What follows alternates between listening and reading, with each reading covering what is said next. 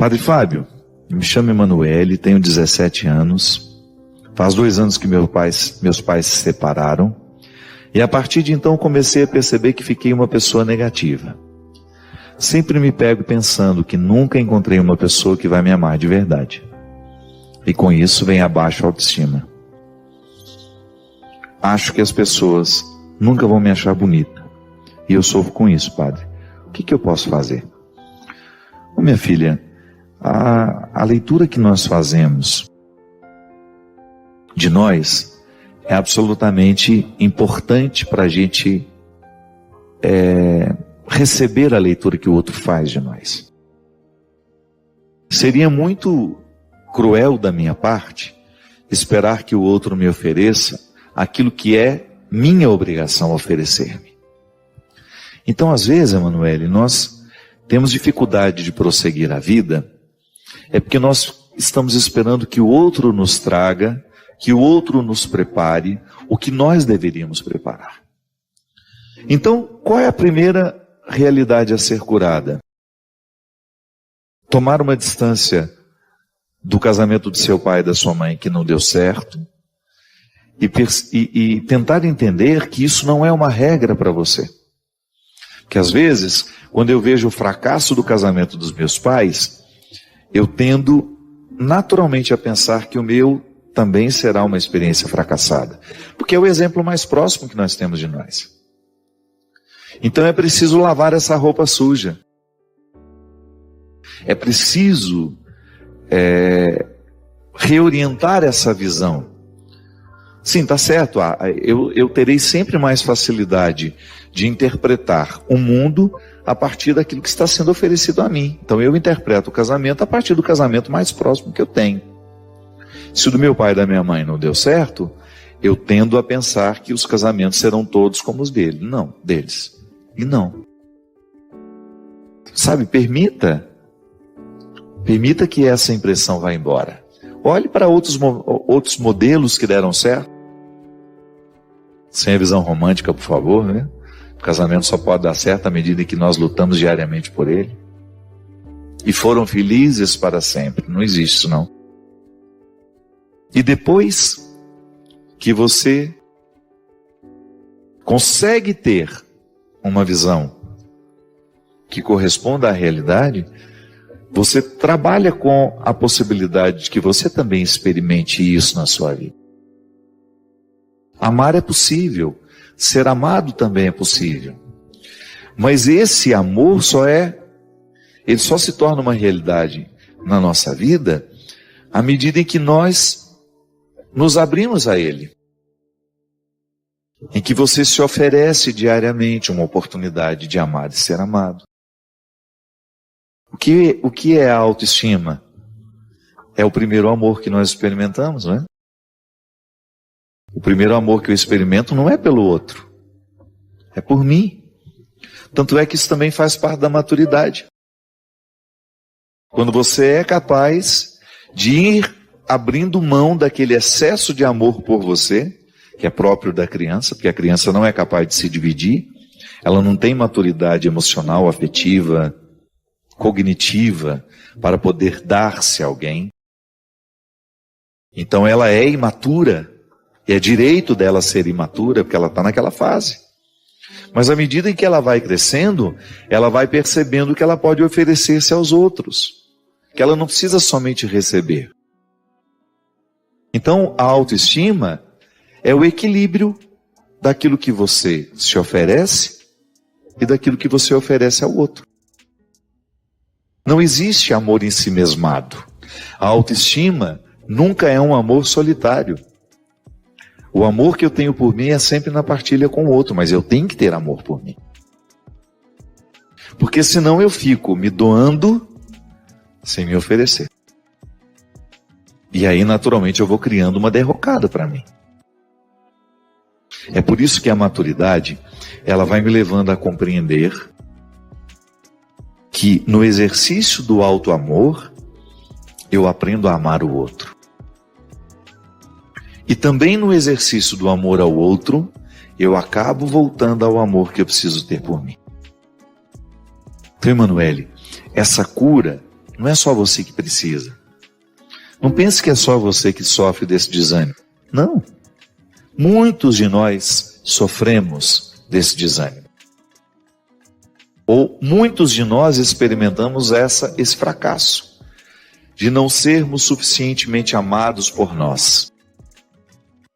Sim, eu preciso amar suficientemente o ser que sou.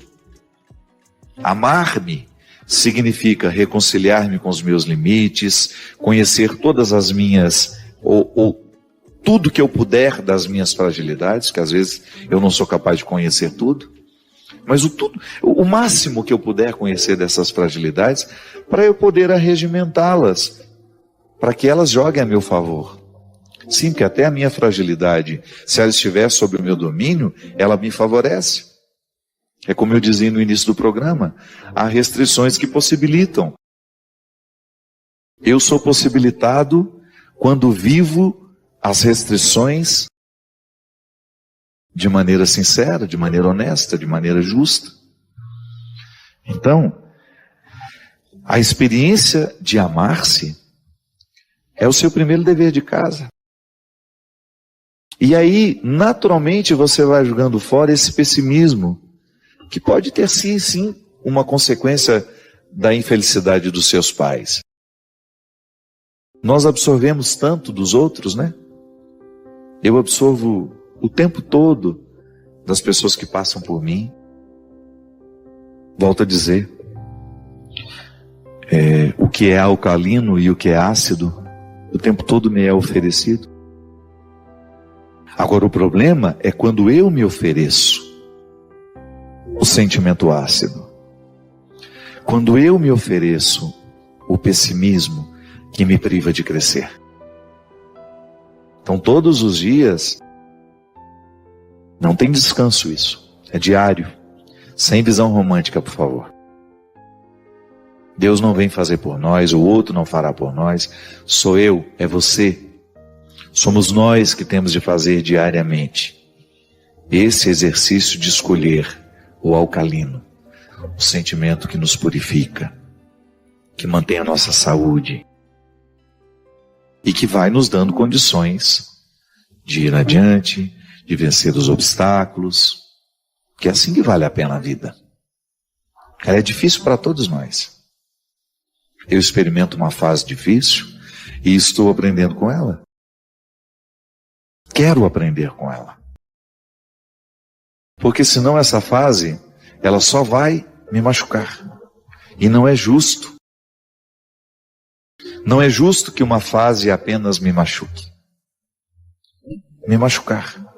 E não é justo que uma fase apenas me machuque. Crescer com a dificuldade. Estamos todos no mesmo barco, viu? Não se sinta sozinha nessa história. Eu tenho certeza que muitos que nos assistem agora vivem o mesmo conflito que você. Sim, gente que precisa se amar, se oferecer mais, para que tenha condições de oferecer aos outros. Cultivo, sabe? Amar é isso. É você se oferecer um cultivo melhor. É você se permitir a experiência da beleza através de um livro, através de um bom filme, através de uma boa conversa. Eu particularmente, minha gente, uma das coisas que mais me encantou é que Israel, a Palestina, né, essa divisão que existe ali, o território, todo o território de Israel, digamos assim, ele é marcado por uma contradição tão bonita, tão venturosa, digamos assim, tão cheia de destinos, né? É no meio de um deserto. Quando nós estávamos em Jericó, por exemplo, que eu abri a janela do quarto, eu fiquei encantado com a visão que eu tive. Um deserto imenso, mas ali no meio um oásis. Constantemente vendo aquela mistura de deserto e terra florida. E eu ficava, como é que pode no meio de tanta secura alguma coisa tornar-se tão verde? Aquelas frutas tão coloridas, tão cheias de cores, tão cheias de vida, no meio do deserto. O mistério é que no meio daquela terra seca e árida, existem pequenas mangueiras, canalizando aquilo que eles chamam de irrigação de gota. A irrigação de gota é um sistema de irrigação desenvolvido por eles, porque eles têm muito pouca água. Eles não têm abundância de água. Então a pouca água que eles têm, eles cuidam e fazem de tudo para que aquela água possa chegar aos lugares secos. E daquela caixa saem então as pequenas mangueiras, levando no meio do deserto a água, que vez em quando solta uma gota, numa programação de às vezes 45 segundos, 1 minuto. É uma gota só. Não é muita água. É uma gota que sai daquela mangueira, cai na terra. E o milagre de ser constante, esta pequena gota, vai fazendo com que a terra se torne fértil. Mesmo no meio de um deserto imenso, é possível ter aquela plantação maravilhosa por causa da constância de uma gota que não deixa de cair. Há um mistério maravilhoso em tudo isso, não é verdade? Porque na nossa vida muitas vezes é a mesma coisa. Quantas vezes você também passa pela experiência de ter um deserto dentro de você? E quantas vezes você também ficou sem respostas? Como é que eu vou deixar, ou melhor, como é que eu vou transformar esse deserto em terra que possa ser plantada? Como é que essa terra árida vai sair da condição de árida para se tornar fértil? Quem sabe a gente olhando ali, como é que eles resolvem o problema da seca, o problema da aridez da terra, nós possamos descobrir um jeito também. Se deixarmos cair uma gota, por menor que seja, ela já faz a diferença. A constância daquela gota vai transformando o que é árido em realidade fértil. No nosso coração, muitas vezes árido, se a gente deixar cair aí uma gota de perdão, uma gota de amor, coisas pequenininhas. Às vezes a nossa tristeza é imensa, mas existem gotas de alegrias que nós podemos cultivar. Existem pequenas atitudes, pequenas gotas, que se a gente faz, o milagre da fertilidade volta. Acontece. Assim como lá naquela terra tão seca, é possível ver plantações maravilhosas. A mesma coisa nós precisamos fazer. O tempo todo, nós precisamos jogar na aridez da nossa vida uma gotinha de esperança, que somada a outras pequenas gotas de esperança vão trazendo transformação. Nenhuma transformação é da noite para o dia. Tudo na vida humana é processual, isto é, fruto de um processo. Ninguém se torna bom da noite para o dia, da mesma forma como ninguém se torna ruim da noite para o dia, não. São os processos pequenos que nós vamos vivendo, as escolhas que nós vamos fazendo, é que vão transformando aquilo que a gente é. São as pequenas escolhas que vão constituindo as grandes realidades da nossa vida. E pode observar, grandes destruições acontecem por causa de pequenos descuidos. Grandes acidentes acontecem por causa da somatória de pequenos descuidos. Eu me recordo quando caiu aquele avião da Gol, lá no meio da mata, né? Muita gente perguntava qual foi a causa da queda. E eu ouvi um especialista dizendo, olha, a queda de um avião não é fruto apenas de um fator. São inúmeros pequenos fatores que, quando juntos, geram a catástrofe. A tragédia. A tragédia, ela nasce de pequenos descuidos. Assim como há muitos anos atrás, um avião de uma grande companhia aérea, porque o piloto distraiu, digitou a rota errada, ao invés de pousar em Belém, ele saiu lá no Xingu. Foi parar lá no meio daquela mata, totalmente o lado oposto para o qual ele deveria ter ido. Por causa de um descuido.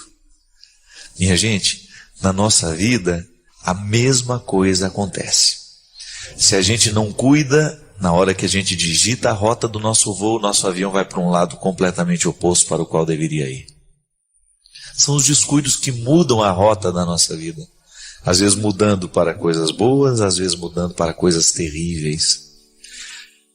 O dia que você descuida da sua família, da sua casa, pode ter certeza, é bem provável que mais cedo ou mais tarde o descuido de hoje, somado ao descuido de amanhã, ao descuido de depois de amanhã, ou de ontem, resulte em realidades muito tristes. Aquilo que você deixa de fazer pelo seu filho hoje, vai somando-se a outros descasos, a outros. Daqui a pouco você perde o controle da vida do filho. Porque educação é isso, né? É o processo miúdo, constante de todo dia, toda hora você dedicar-se àquele que precisa de você. Amar é assim. Não adianta você amar o seu filho profundamente hoje, se amanhã você o despreza. Não adianta você dar um grande presente ao seu filho hoje como prova do seu amor. Não, isso não muda a cabeça nem o coração dele, não. E nem adianta você passar anos e anos e anos distante do seu filho, depois chegar com os braços cheios de presente para conquistá-lo de novo. Não adianta. O que faz a gente ser fiel aos outros é o processo constante do cuidado. Então, se você quer ter o seu filho do seu lado a vida inteira, cuide dos pequenos detalhes, cuide das pequenas gotas. Se você quer que o seu casamento dê certo, cuide dos pequenos cuidados de todos os dias, dos pequenos detalhes todos os dias. É isso que faz a gente ser constante, é isso que faz a gente dar certo. Não existe fórmula de sucesso para a vida humana, não. Não tem um livro que você possa ler e que a sua vida vai mudar. Não. É todo dia, toda hora você descobrir onde é que você precisa colocar o seu empenho, o seu cuidado. É a gota caindo na terra. E às vezes um cuidado parece que não vai fazer diferença, mas vai, porque ele vai sendo uma somatória. Ele vai se juntando a outros cuidados. E esses outros cuidados, quando somados, eles geram uma atitude, geram um jeito de ser. E o que mais vale na nossa vida é a gente transformar o nosso jeito de ser, a nossa atitude. E essa transformação só virá a partir do momento que nós observarmos as pequenas coisas.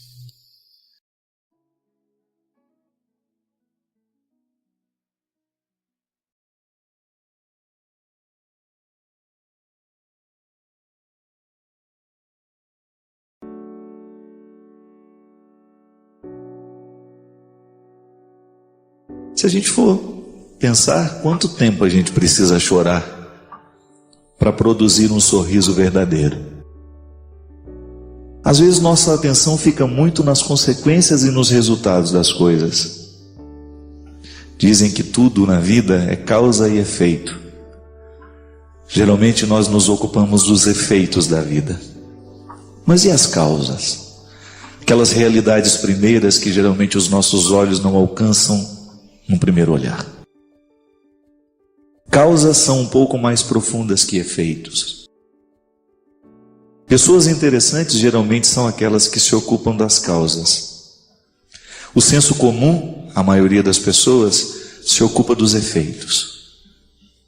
Mesmo porque as pessoas que transformam a sociedade são aquelas que pensam as causas, são aquelas que trabalham nas causas. São aquelas que são capazes de atuar diretamente nas causas, e por isso que elas mudam a vida.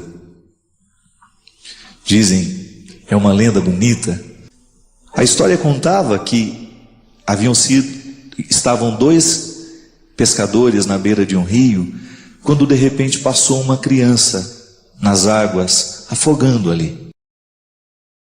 Um dos pescadores imediatamente se lançou no rio para salvar aquela criança que estava sendo afogada.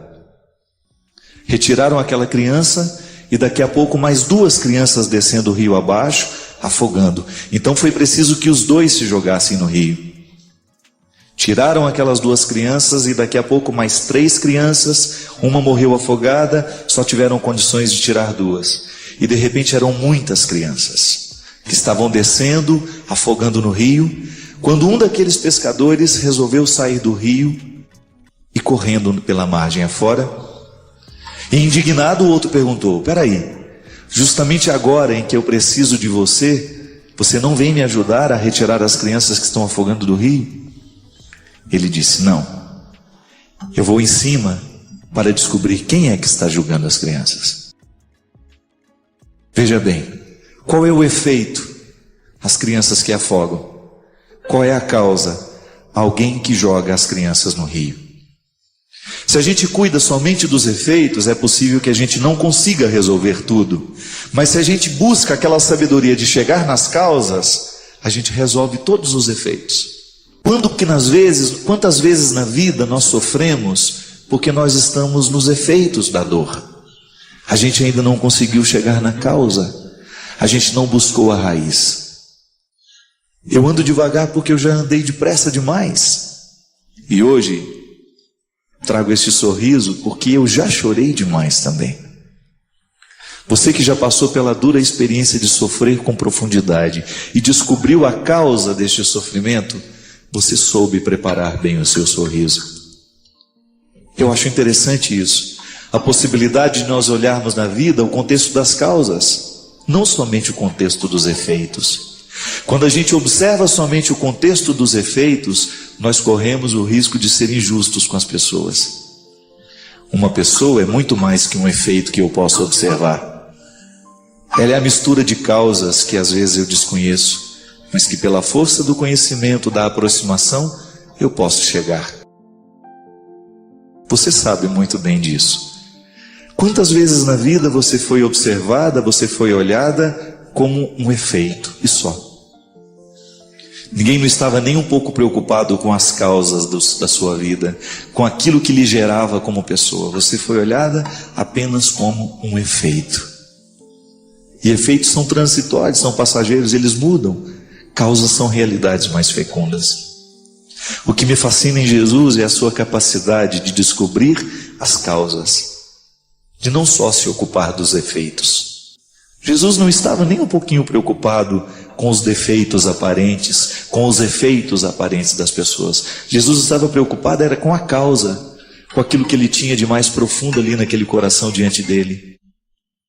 E por isso todas as pessoas que eram olhadas por Jesus recebiam dele esta coragem de se desafiar, esta coragem de saírem de si, de saírem dessas causas aparentes, desses efeitos aparentes e chegar à raiz das causas. Porque se a gente quiser mudar a nossa vida, não basta a gente se ocupar dos efeitos, a gente precisa ir lá nas causas. E para a gente chegar na causa do defeito, a gente precisa ter muita paciência com a gente. Para a gente chegar na causa do defeito do outro, a gente precisa ter muita paciência com ele. E ninguém prometeu que seria fácil mesmo. Se a gente quiser amar, se a gente quiser levar essa vida a sério, nós teremos que nos debruçar sobre ela todos os dias. Nós teremos que ter a calma para que a gente possa julgar a água no momento certo da planta, para que a gente possa saborear os frutos depois. É o processo humano, minha gente. É o processo divino misturado nessa condição humana maravilhoso. Processo lindo que você vive, que eu vivo também. Quem sabe hoje Deus vai nos dar a graça de que você, através do que vai ser falado aqui, entre no universo das suas causas e não somente a partir dos seus efeitos. Pode ser que você esteja lutando muito com você e nada esteja dando certo, justamente por causa disso, você está lutando somente com seus efeitos. Não. Busque o que há de mais profundo em você. É ali que Deus pode transformar, é ali que Deus quer converter, é ali que Deus quer mudar. Os efeitos, esses serão consequências de uma causa bem resolvida. Dizem que os advogados assumem a nossa causa. Ele vai nos defender diante do tribunal. Ele assumiu a nossa causa. É o mesmo que Jesus faz conosco. O processo redentor de Jesus está aí. Eu sou o criminoso, mas ele assume a minha causa, morre por mim, vive por mim, ressuscita por mim e me entrega a possibilidade de uma vida nova. Todos os seus delitos, todos os seus crimes, todos os seus erros, todos os seus defeitos são causas que Deus resolveu assumir por você. E ao assumir a sua causa, Ele lhe motiva a trabalhar dentro do seu coração aí, a você descobrir os excessos, a você trabalhar a sua humanidade para que você se torne um ser humano melhor, mais bonito, do que você merece. Você merece ser melhor. As pessoas que estão do seu lado merecem que você seja melhor. E é a partir dessa mística que nós vamos descobrindo as nossas causas e, consequentemente, melhorando os nossos efeitos. Padre, assisti uma palestra onde o senhor dizia que nós devemos aprender com os nossos sofrimentos. E que tudo o que nos acontece pode ser fruto, é um fruto de nós mesmos. Que quando a gente não tem problemas, a gente inventa um. Mas como tirar algum aprendizado na dor? Vem por aí, né? O ideal seria aprender sendo atraído pela vida. Mas às vezes a gente tem que ser corrigido pela não vida. Pela dor, pelo sofrimento, pela morte. Quantas pessoas que não se convertem por causa de um sofrimento? Não é? Muitos santos se converteram depois do primeiro tombo. O próprio Paulo, né, que a gente estava falando do Paulo, foi um tombo na estrada. Santo Inácio de Loyola foi a mesma coisa. E sempre depois daquela experiência de sofrimento, um novo homem ou uma nova mulher, né? A melhor forma de compreender o que o sofrimento pode lhe inspirar é você conhecer o ciclo do sofrimento. Ele sempre faz uma volta em nós. Ele nos envolve e do mesmo jeito que ele nos envolve, ele vai embora. Procure fazer o que você não gosta, porque o que você gosta você já faz bem. É um pouco essa experiência de você ser envolvido pelo sofrimento, porque toda vez que eu estou fazendo o que eu não gosto, eu de alguma forma estou vivendo um desconforto. Que nós temos uma mudança na morfologia do cérebro mesmo. Você tem uma modificação cada vez que você é contrariado. Cada vez que você apreende uma nova modalidade da vida, o seu cérebro é modificado. Isso é muito interessante. Rogério, toda vez que nós estamos vivendo esse ciclo do sofrimento, a gente precisa descobrir o que ele me sugere, porque eu não posso vivê-lo de uma forma infértil. Se eu estou sofrendo, eu preciso, então, dar sentido ao que me envolve, a esse desconforto. Quando a gente faz o que a gente não gosta e a gente sofre o que está fazendo, a gente aprende e a gente quebra uma série de preconceitos. Ô Fábio, mas deixa eu te fazer uma pergunta também, então, já que estamos aqui dois apresentadores, né? Ninguém gosta de sofrer, né? No seu livro você diz um negócio assim: quando o sofrimento bate a sua porta, é melhor abrir. Melhor abrir. Mas você me surpreendeu nessa frase, porque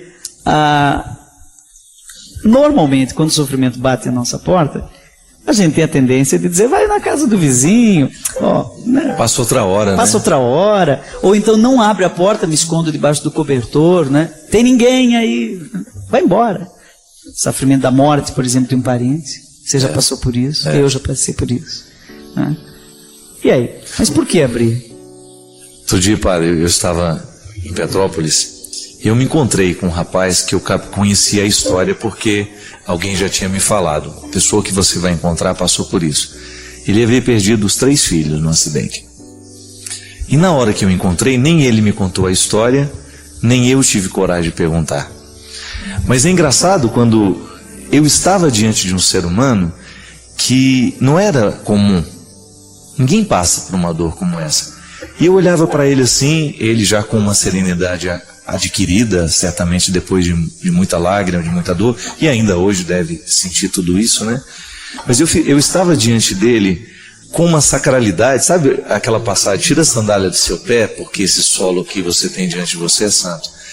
E aquilo me lembrou assim muito a história do meu livro, né? Porque às vezes pode parecer uma teoria, né? Um conjunto de histórias que são verdadeiras, mas que muitas vezes você não viu ossificado ali diante de você, encarnado. E quando eu fiquei diante daquele homem, conhecedor do profundo sofrimento que ele havia passado, assim como quando eu encontro pessoas também que eu sei que sofreram duros golpes da vida, eu tenho certeza que eu estou diante de pessoas especiais. Durante mais de 10 anos, Fábio, você acompanhou a minha vida, eu quase que semanalmente, nessa nossa vida louca, tinha que andar de avião, com medo.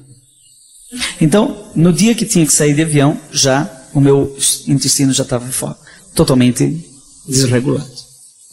E quando entrava no avião, então e se desse uma turbulência? Até que eu li a tal história da intenção paradoxal do Viktor Frankl.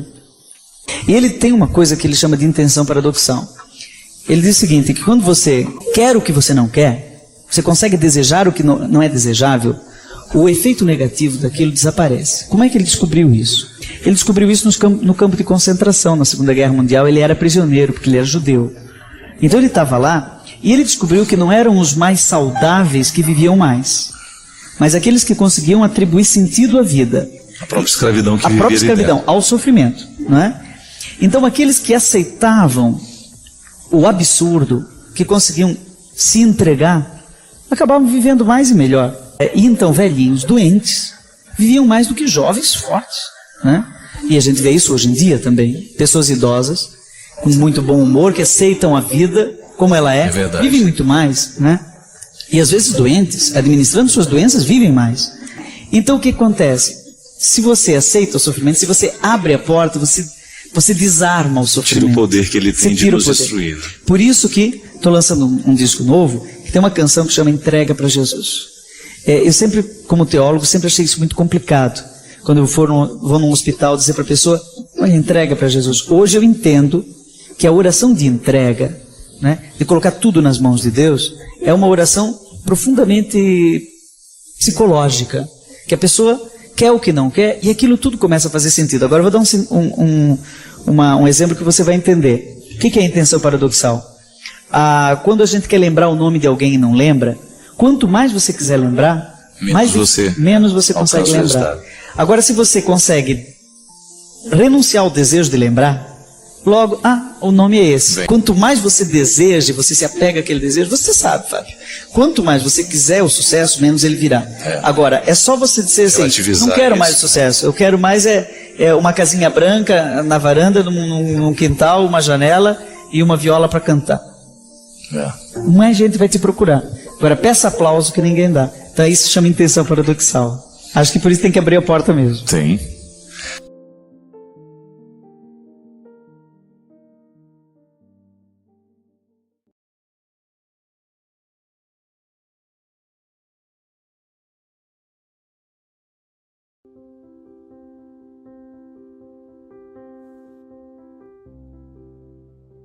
Bem, primeira coisa que eu acho que a gente precisa reconstruir é o próprio conceito de oração.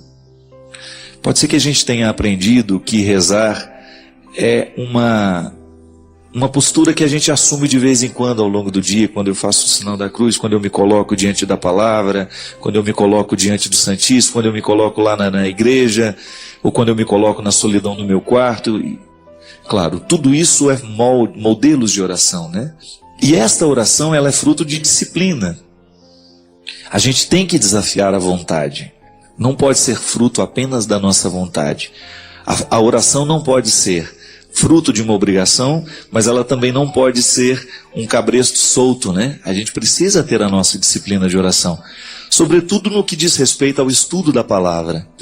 E o estudo da palavra, a oração, a partir da palavra que a gente chama de Lectio Divina, né, que é um modelo de oração pautado, feito a partir da palavra, ele é absolutamente enriquecedor, porque ao mesmo tempo que você reza, você toma conhecimento da palavra, que é uma carência entre nós católicos.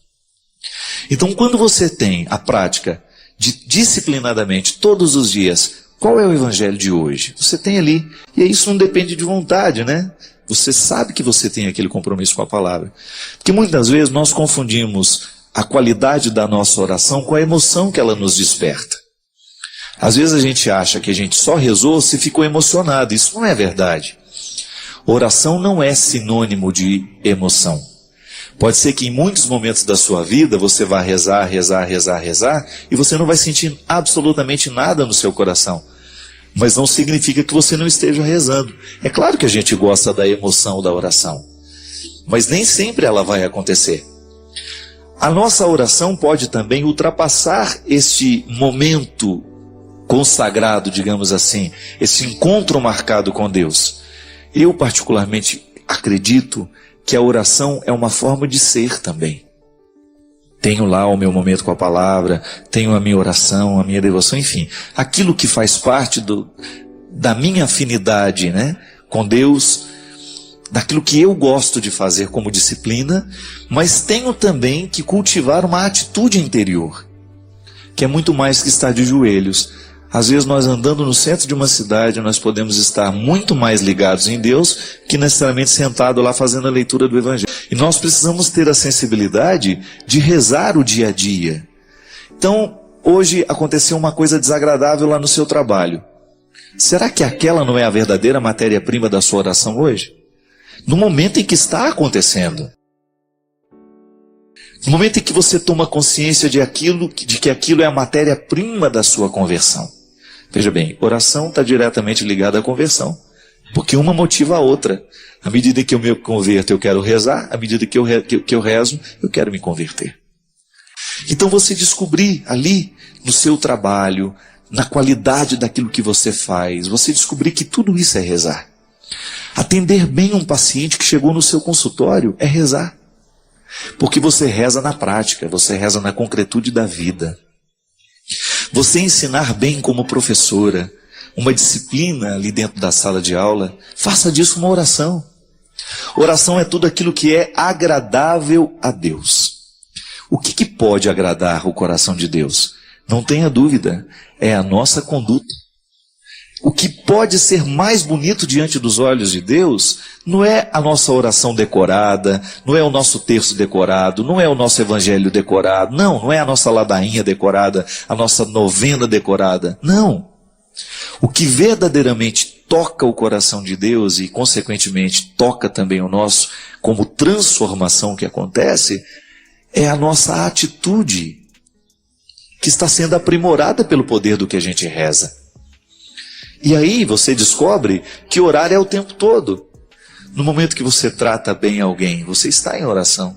A sua vida é uma continuidade daquilo que você reza. Nós pedimos, por exemplo, na oração, nós pedimos a Deus que Ele nos dê paciência. Aí você sai da sua oração, você encontra uma pessoa aborrecida, chata, enjoada. Pronto, e aí? É a hora de concretizar o que você pediu. Eu até penso, olha, muito cuidado com o que você pede a Deus, porque Ele faz. Senhor, me dê paciência. Aí está aquele monte de gente enjoada do seu lado e você não sabe o que faz com elas. Aí você pede para que Deus te livre delas. Não, é. Uma hora você pede que quer ter paciência. A gente não vai ter paciência lendo o livro. Não, não é teórico não. Paciência a gente aprende na prática. Então aquela pessoa enjoada, aborrecida, com quem você tem dificuldade, é a continha do seu rosário ali na prática. Cada vez que você pede a proteção do Senhor na sua vida, que você pede a Ele que lhe ajude a crescer na sua caridade, Ele vai lhe dar uma situação concreta para você exercitar a sua caridade. Porque senão, gente, nós vamos ficar teóricos a vida inteira. E Deus não é teórico. Deus é muito concreto na nossa vida. Peça e Ele vai lhe atender. É o que diz a palavra. Mas Ele vai lhe atender dando realidades concretas que vão mexer com você. Não pense que a realidade cairá pronta do céu, não. Rezar é trabalhar a quatro mãos. Deus faz e nós fazemos juntos. Então, se queremos ter paciência e pedimos a Deus que Ele nos dê paciência no momento da nossa oração, você pode ter certeza que na vida prática você vai se confrontar com situações que vão ter que extrair de você a paciência. Senão a sua oração não vai ter efeito. Você vai pedir, Deus vai lhe dar a situação para você mudar, mas você não vai mudar porque você não fez o esforço que a oração pede. É o desdobramento da oração, é a atitude concreta. Você parou para pensar nisso? Que às vezes a vida não está dando certo, é porque você nem sabe exatamente o que você está precisando. Às vezes nós ficamos tão aflitos, tão angustiados, e não sabemos por quê. Faltou chegar ao ponto-chave. Faltou descobrir o ponto nevrálgico ali, onde de fato está iniciando o conflito. Paciência, né? A gente não tem paciência nem para descobrir o que está nos angustiando. Paciência é um movimento interior, né, que nos faz. Eu acredito que ela tenha o poder de nos fazer perceber a vida, as delicadezas do tempo. Porque sem a paciência, a gente pode incorrer o risco de não perceber o que de fato merece ser percebido. Mergulhar no coração da paciência, perceber a raridade da vida. É tão bonito isso em nós quando a gente fica atento a perceber o que é raro na vida. Às vezes os nossos olhos, tão apressados, não nos conduzem ao coração dessa raridade. Minha gente, às vezes nós somos tão negligentes na percepção disso, que às vezes nós desperdiçamos um mês, um ano, 10, 20, colocando o nosso empenho numa realidade que nem era para aquele momento. E é por isso que é tão interessante a gente desenvolver a habilidade de dizer não e de dizer sim. Porque essa é uma habilidade que só a maturidade nos traz. Que às vezes, porque somos imaturos, nós não sabemos nem dizer não. Não sabemos olhar as urgências do tempo. Então a gente vive para agradar o outro. Não. Antes de agradar o outro, você precisa perceber o que a vida está pedindo de você. Que nem sempre aquilo que o outro, aquilo que você pode fazer para agradar o outro, está em consonância com aquilo que a vida está pedindo de você. Mesmo que para a gente crescer, nós temos que ter coragem de cortar muitas coisas. Muitas vezes nós matamos a nossa vida, ou matamos a oportunidade de viver bem, porque nós não somos capazes de fazer a leitura correta do que o tempo está nos pedindo. Que é assim mesmo. Cada dia o tempo vai nos pedir alguma coisa. E é esse olhar atento que vai dando a gente essa condição, essa clareza de perceber o que de fato hoje grita pelo meu nome. O que de fato hoje chama por mim. Qual é a realidade hoje que é inadiável? É interessante porque, às vezes, a nossa maneira de viver nos priva até mesmo dessa percepção. Nós estamos muito estranhos a nós. Não é estranho com o outro, não. É estranho a nós mesmos. Estranhos a nós mesmos. A Sagrada Escritura diz: tempo de matar, tempo de fazer nascer. Tudo depende da percepção aguçada que nós precisamos ter para olhar o momento presente e descobrir o que de fato merece o nosso empenho. Quantas vezes eu na minha vida me empenhei no lugar errado, na questão errada. E depois não tem como ser feliz. Não tem como eu descobrir um contentamento sabendo que o meu empenho não foi onde deveria ter me empenhado. Não há possibilidade de eu me sentir realizado, de sentir-me bem com as minhas escolhas. Porque o que vai fazer com que eu me sinta bem é olhar para o contexto das minhas escolhas e ficar confortável com aquilo que foi escolhido. Há momentos que a própria vida te mostra a necessidade de chorar, de jogar para fora os seus excessos, de não ter medo da tristeza, de permitir que essa tristeza cave dentro de nós as suas riquezas e que nos ajude a encontrar a pedra preciosa que só o sofrimento poderia nos levar a conhecer. Depois vem o riso. O riso não nasce por acaso. O sorriso é o resultado da lágrima bem chorada. O sorriso é o resultado final de um processo de luta que nós estabelecemos, de observar dia a dia qual é o empenho que aquele dia me pede, o que hoje eu preciso fazer para ter o direito do sorriso amanhã. E é bom, você sabe por quê? Porque à medida que nós estamos passando o perrengue, sabendo que ele será construtivo, já nascem pequenos sorrisos ao longo desse processo. Quando a gente fala de um sorriso final, é apenas a metáfora de um processo bem feito, bem vivido, né? Que às vezes nós ficamos sem alma. O corpo precisa de alma.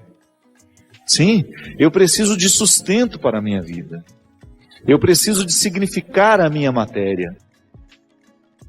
Eu preciso colocar alma em tudo aquilo que sou eu, até na casa onde eu moro. Eu sempre saio de casa, e agora eu fiquei 17 dias fora de casa, e a vida tem me ensinado que a casa não é um aglomerado de paredes. A casa é um sentimento que me ocorre. Não é só uma construção material, não.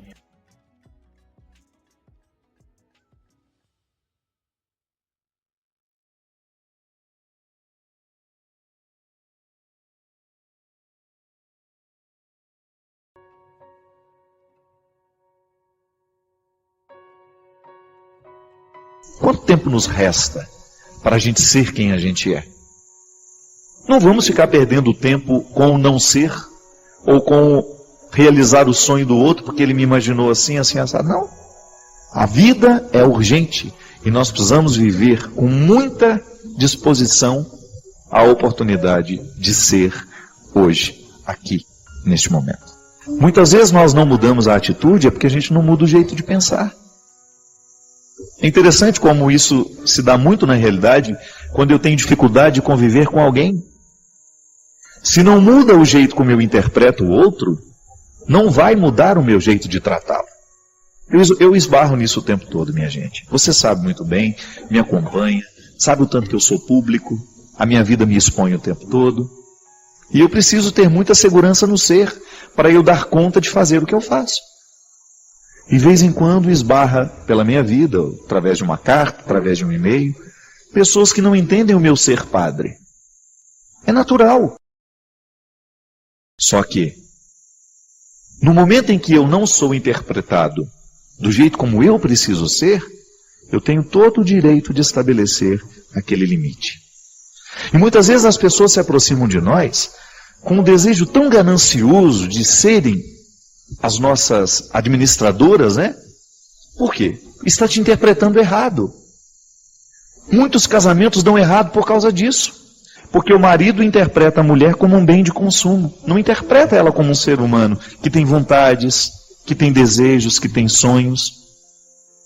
Então a atitude, muitas vezes, que cerceia, que agride, só vai ser modificada no momento em que o marido olhar para a mulher e interpretá-la de um novo jeito. Aí há liberdade. E na liberdade nós podemos ser irmãos, podemos ser amigos, podemos ser felizes, porque ninguém está impedido de ser. Em muitos momentos da sua vida você foi infeliz porque alguém negou o que você era. Não lhe deu a oportunidade de ser quem você era. Aí, minha amiga, é um desastre. Quando nós não somos interpretados de um jeito certo, quando o olho olha para nós, do mesmo jeito como ele olha para uma parede, ou para um quadro na parede, ou ele olha para nós como se fosse um objeto de decoração na vida dele, você corre o risco de estar sendo objetificado. Perdeu a identidade. Deixou de ser. Entrou na dimensão do fazer da maneira mais cruel que um ser humano pode entrar. Não há um outro jeito. Eu não sei, eu não posso ficar santo se eu não tocar nas minhas questões humanas, se eu não aprimorá-las. E modificar essas estruturas. Através de uma palavra, você de repente descobre que você está vivendo a condição de objeto. E que na condição de objeto, nenhuma felicidade pode ser possível à vida humana. E que nós não temos o direito de objetificar ninguém, nem tampouco aceitar ser o objeto do outro. É a vida. E é tão bonito quando nós descobrimos uns com os outros, né? Nossa, desculpa, eu estou te objetificando. Eu não estou deixando o seu ser livre. Eu não estou permitindo que você seja você. E o amor nasce disso, dessa capacidade de respeitar esses limites e de compreender que o outro está em processo de transformação, não naquilo que eu quero, mas naquilo que Deus quer para ele. Para isso nós nos amamos, não é? Eu, quando lhe quero bem, eu estou lhe proporcionando ser quem você é e, ao mesmo tempo, ajudando a retirar os excessos que prejudicam o seu ser. Viver a identidade é a gente, de alguma maneira, ter um referencial de quem a gente é e, a partir de saber quem a gente é, descobrir o que a gente deve fazer. Há sempre um ser que antecede o que faz. Isso é identidade. Assim como o médico. Ele é um homem, tem uma história e faz da medicina um exercício de ser. Não é verdade? Mas antes dele ser o médico, ele é aquele menino que foi educado lá no interior, ou foi aquele menino que cresceu na capital, filho de fulano, filho de cicrano, irmão de tal, daquele, deste. Há um ser que foi construído, há uma identidade que ele não perde. Ainda que a medicina o leve para conquistar muitos lugares do mundo, ele sempre terá uma raiz no ser. Ele é. E é isso que o identifica. Na verdade, quando nós entramos no consultório de um médico, de um advogado, de um profissional, aquilo que vai lhe atrair nele não é só o que ele faz com a profissão dele. Não é o tanto que ele sabe, Não é o tanto que ele conhece da lei ou da medicina, mas é aquilo que ele é como pessoa. Porque aquilo que é faz a diferença no momento que ele faz. Você sabe fazer muitas coisas, mas sabe também, a partir dessa reflexão, que aquilo que você faz está totalmente tocado por aquilo que você é. Li uma frase muito bonita essa semana, de um autor que agora não me recordo o nome, dizendo assim: o espelho nos mostra o rosto, e a arte nos mostra a alma. Toda vez que a gente está diante de uma obra de arte, de alguma maneira a nossa alma se revela, porque ela provoca a nossa sensibilidade. Provoca o que a gente é. E sabe que eu fico pensando que na vida nós somos muito carentes de situações que provoquem o nosso ser. Porque às vezes a gente faz tanto, a gente trabalha tanto, nós caímos numa vida de tantas atividades que a gente corre o risco de viver sem conhecer o que a gente é. Porque muitas vezes a vida prática estimula o nosso fazer e não o nosso ser. E é por isso que eu preciso ter os meus momentos de cultivar quem eu sou. E é por isso que a nossa maturidade humana depende dessas visitas que nós fazemos ao ser. Porque é no ser que a gente modifica o que faz. Não adianta você querer modificar a sua ação se você não modificou a raiz que provoca essa ação. É muito mais profundo. Não adianta nada você tentar mudar uma atitude concreta e prática, se você não modifica o motivo da atitude que está no ser. O ser é a casa de todos os motivos, não é? O amor nasce no ser. É por isso que aquilo que a gente realiza, os nossos gestos de amor, eles estão diretamente ligados ao nosso ser que ama. É por isso que o coração, quando ele está acostumado a amar, quando o ser se projeta sempre para a solidariedade, para o amor, para a fraternidade, ele vai ter muita facilidade de fazer o bem. O gesto que eu faço, ele pode ser até bonito, pode ser até bondoso, mas pode não ter amor. Por quê? Porque falta muitas vezes uma conexão entre o meu coração e o meu gesto. É aqui, no meu pensamento, na minha atividade cerebral, nos meus motivos intelectuais, é aqui onde o meu coração bate, onde todos os meus sentimentos são processados, onde as minhas sensações também existem e me ajudam a ser quem eu sou, que a primeira dimensão do cristianismo se forma.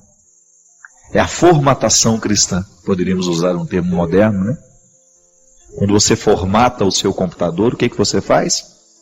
Você o transforma, você o retira, você limpa tudo aquilo que estava lá e você o projeta para um novo tempo. É o que o batismo faz com a gente. Ele nos retira de uma condição antiga e nos formata para uma vida nova. Então, a partir do meu batismo, eu estou mergulhado neste novo jeito de ser de Jesus. E porque sou cristão, as minhas atitudes nascerão naturalmente cristãs. Naturalmente é uma palavra difícil, né? Porque nem sempre é natural o nosso gesto cristão. Mas é porque falta a conversão do ser. É natural que eu queira o bem. É natural que eu não semeie discórdias. É natural que eu saiba controlar as minhas vaidades. É natural que eu saiba controlar os meus orgulhos. É natural que eu não queira mentir. Porque o ser está conectado em Jesus e sabe muito bem que viver a dinâmica de Jesus é justamente negar tudo isso.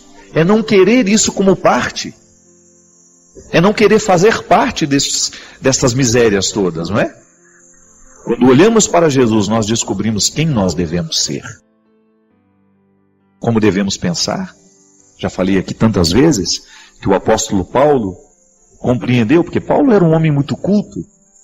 E aliás, toda a teologia cristã esbarra o tempo todo nos conceitos paulinos, que foi ele quem deu, de alguma maneira, esse revestimento intelectual para o pensamento simples de Jesus. Aí o que ele fala? Que nós precisamos primeiro transformar a nossa mentalidade. É o que na filosofia a gente chama de metanoia. Você já me ouviu falar sobre isso? Metanoia é a mudança de mentalidade. Se gira para a direita, faremos girar para a esquerda. Mas eu gostaria de resumir tudo isso nessa frase, ou quem sabe em poucas palavras. Você é um território sagrado.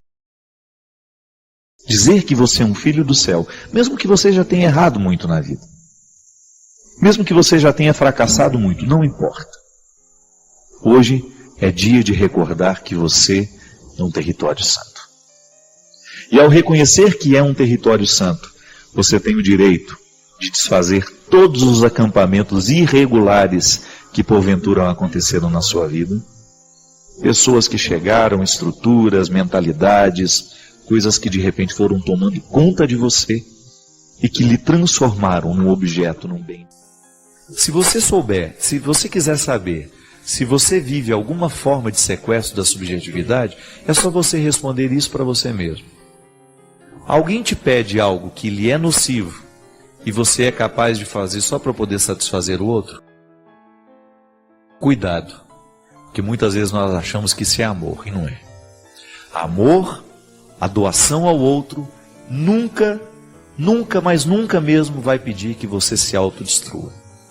Você pode se sacrificar, mas sacrifício não é sinônimo de destruição.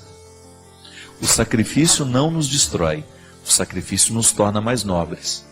Por exemplo, o outro vem e fala assim: você vai fumar essa maconha para provar que você me ama. Você vai fazer esse sacrifício por mim. Não, isso não é sacrifício. Sacrifício é você retirar uma realidade de um contexto comum e você dar a ela um significado sagrado. Então, eu vou fazer o sacrifício de passar a noite acordado com uma pessoa que está doente. Por quê? Porque eu amo essa pessoa. Porque essa pessoa tem um significado para mim. Então eu vou sacrificar a minha saúde ali naquela noite.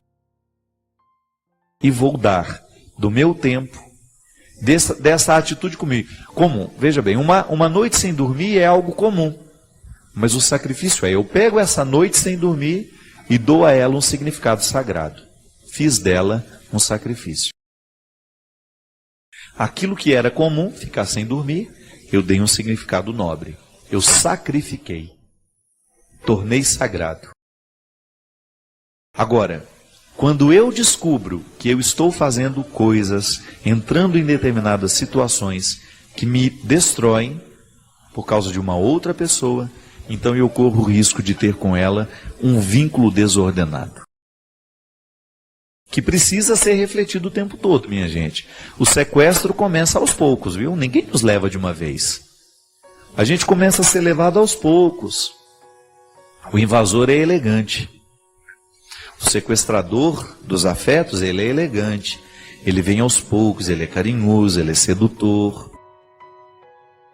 Ele vai lhe dando um bom tratamento e de repente ele pega a chave. Aí você já está sob comando. Relacionamentos humanos que podem ser dentro do casamento, dentro da amizade, nas relações de trabalho, em que você está se destruindo por causa do outro e você já não é mais capaz de dizer não, você já assume essa destruição como um projeto de vida, então você precisa de ajuda. Isso está muito presente nos namoros precoces. Por quê? Porque o adolescente não está muitas vezes preparado para o amor. Às vezes são tantos os conflitos ali e ainda tem que administrar um relacionamento a dois. Isso é um perigo.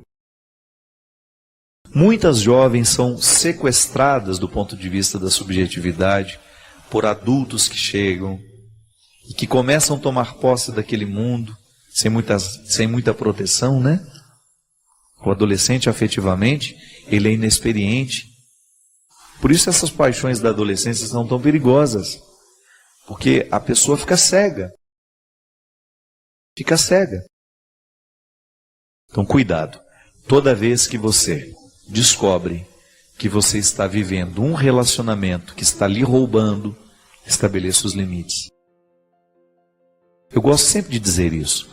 O outro vai nos tratar do jeito que nós autorizamos. Toda vez que nós identificarmos que há um exagero da parte do outro, estabeleça seu limite. Esse território aqui é meu. Esse território aqui é sagrado.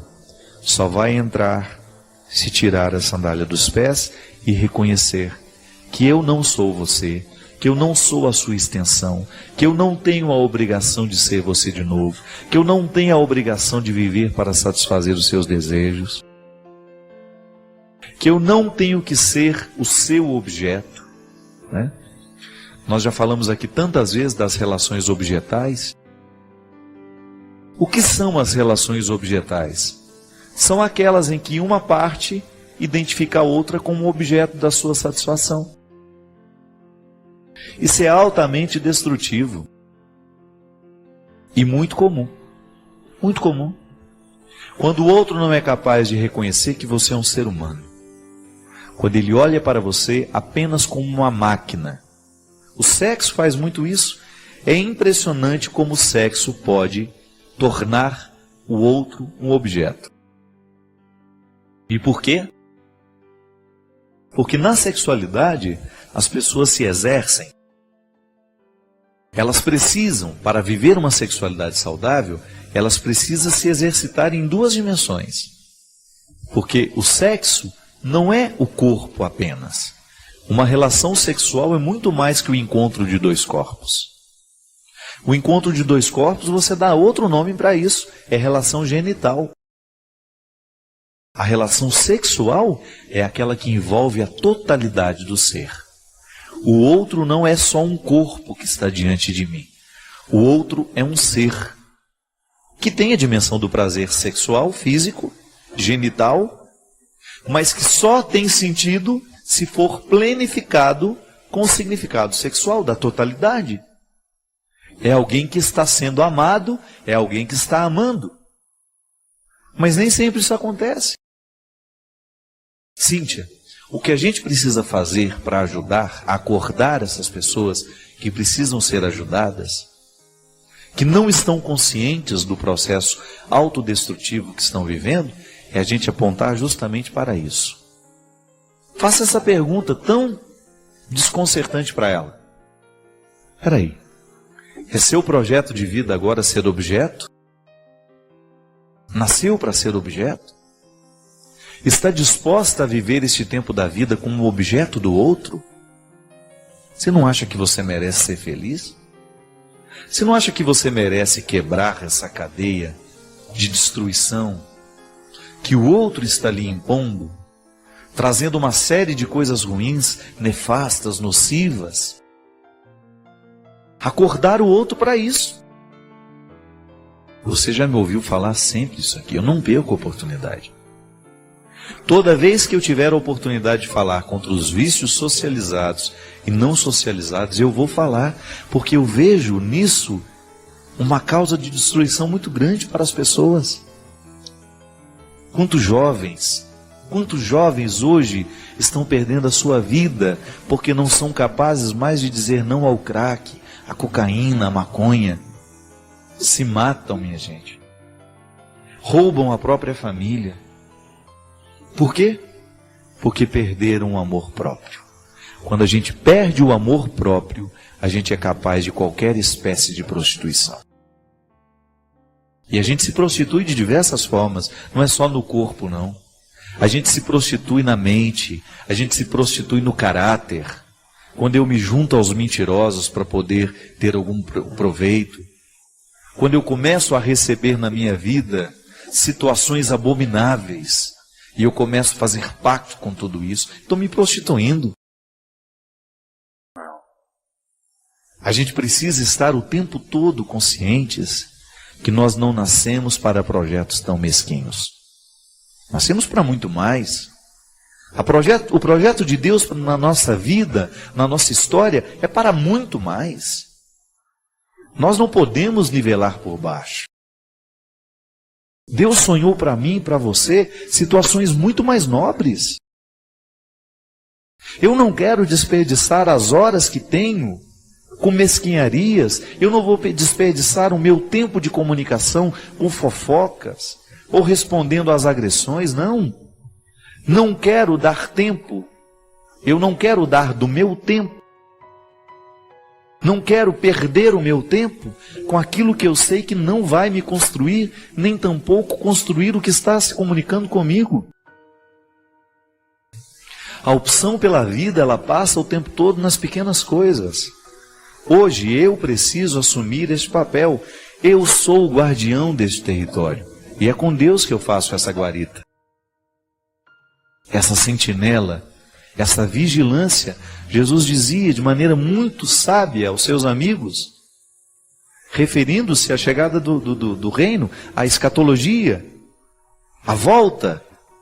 Vigiai e orai. Essa postura cristã. Eu preciso vigiar o tempo todo as minhas escolhas, eu preciso vigiar o tempo todo o que está acontecendo comigo, os relacionamentos que eu estou estabelecendo, quais são as influências que eu estou trazendo para a minha vida, qual é a mentalidade que eu estou permitindo que se misture na minha. E orar sobre isso, refletir, vigio e reflito. E se preciso for, mudo de rumo, mudo de foco. Porque não posso perder tempo. Você não pode perder tempo.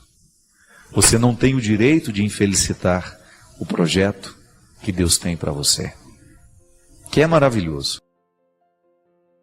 Não pense que Deus pensou pequeno em você. Deus pensou muito grande com você.